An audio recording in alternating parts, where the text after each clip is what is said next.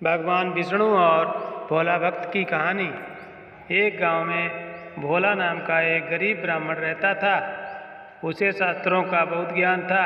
उसके पास गांव का कोई व्यक्ति कुछ पूछने आता था तो वह उसकी परेशानी का उपाय बता देता था।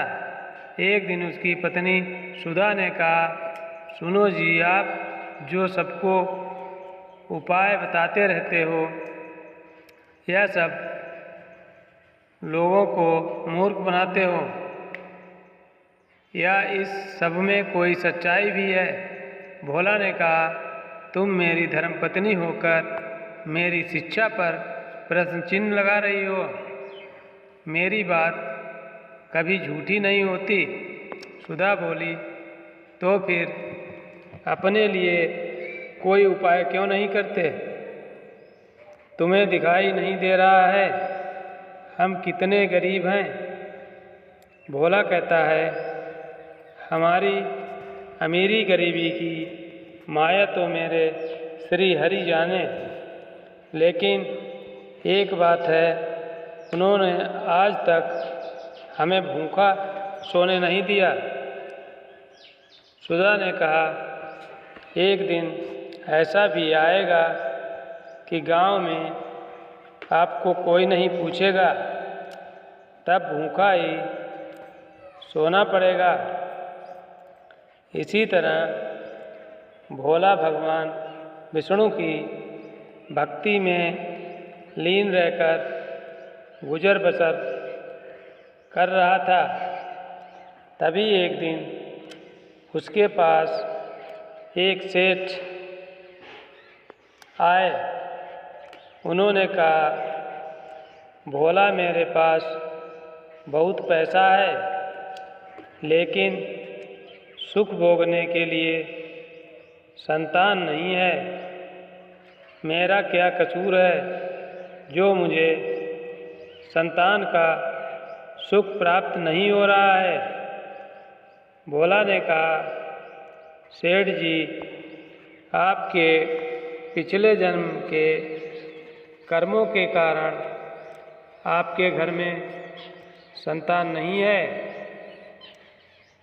पिछले जन्म में आप एक शिकारी थे। आपने एक चिड़िया को मार दिया था। वह अपने बच्चों के लिए दाना लेने गई थी, जिससे उसके बच्चे भूख से तड़प कर मर गए।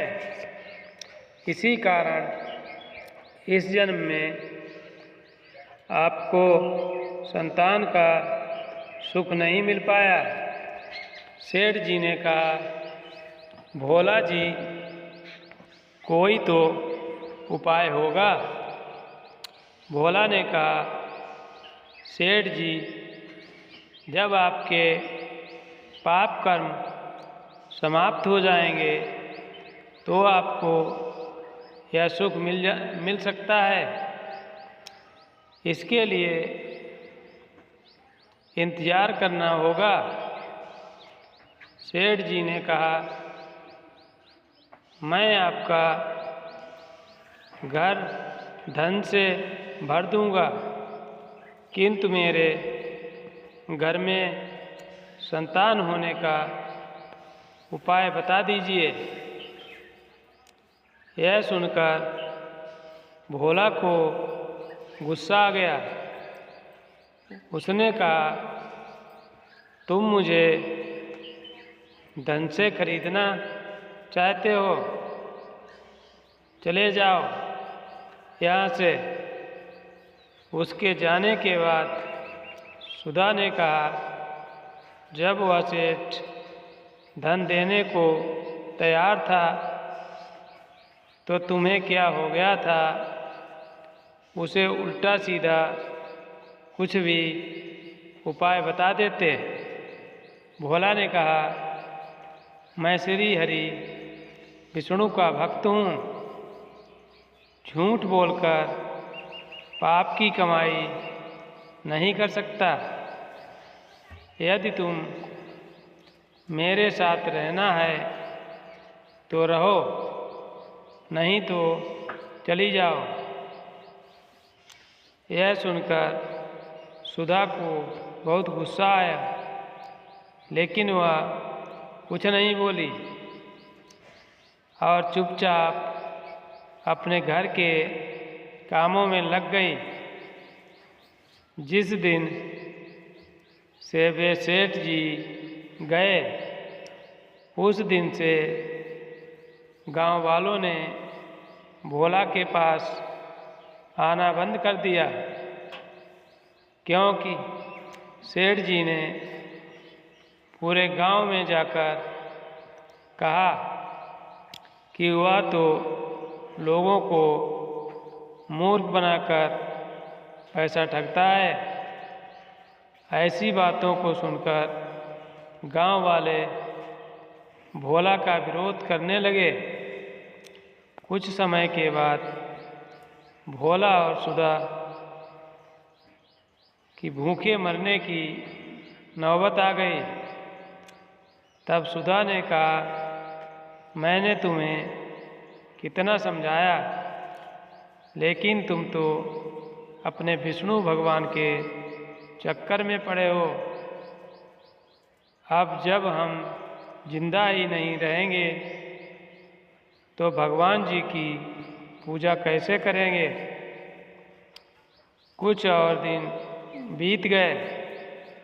अब दोनों से उठा बैठा भी नहीं जा रहा था। वे दोनों अपने घर में लेटे हुए थे। सुधा ने कहा, लगता है कि अब मरने का समय आ गया है।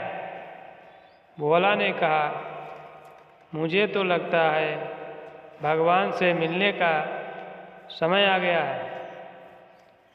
तू भी आखिरी समय में भगवान श्री हरि का ध्यान कर ले। भोला और सुधा दोनों ही श्री हरि भगवान विष्णु का ध्यान करने लगते हैं। उसी समय भगवान श्री हरि विष्णु उन्हें दर्शन देने के लिए प्रकट हो जाते हैं। भोला कहता है, हे प्रभु, अब तो हमारे अंदर इतनी भी हिम्मत नहीं है कि आपके श्री चरणों में प्रणाम कर सकें। अब तो आप हमें अपनी शरण में ले जाइए। भगवान विष्णु ने कहा, तुम मेरे ऐसे भक्त हो जो बिना किसी लालच के मेरी भक्ति कर रहे हो। इस कारण तुम्हें इसी संसार में रहकर धर्म की शिक्षा देनी है। तभी भगवान विष्णु की कृपा से भोला और सुधा दोनों पूर्ण रूप से ठीक हो जाते हैं। दोनों को भगवान विष्णु आशीर्वाद देते हैं। श्री हरि विष्णु जी कहते हैं, मेरी कृपा से तुम्हें अन्न धन की कभी कमी नहीं होगी। आज से तुम्हारा काम केवल मेरी भक्ति करना है। ऐसा कहकर भगवान श्री हरि अंतर्ध्यान हो गए। शिक्षा, इस कहानी से हमें यह शिक्षा मिलती है कि हमें अपने काम को पूर्ण निष्ठा और ईमानदारी से करना चाहिए। धन के लालच में पाप कर्म कभी नहीं करने चाहिए। आप लोगों को कहानी अच्छी लगी हो तो हमारे चैनल को सब्सक्राइब करें और कमेंट बॉक्स में जय श्री कृष्णा अवश्य लिखें। धन्यवाद।